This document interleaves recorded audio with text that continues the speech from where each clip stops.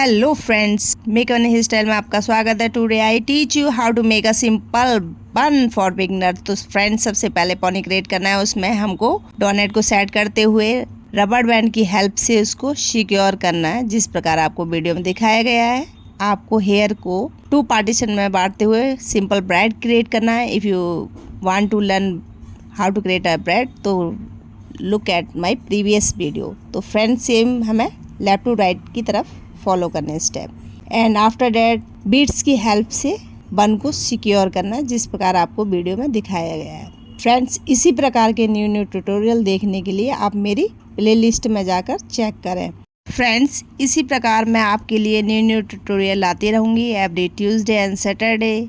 अगर आपको कोई भी वीडियो समझ नहीं आती, उसको 1 से 4 बार देखें ताकि आप अच्छे से समझ सकें। फ्रेंड्स, इस हेयर स्टाइल को आप खुद क्रिएट करें। If you like my video, share your friends and relative, and thank you for watching.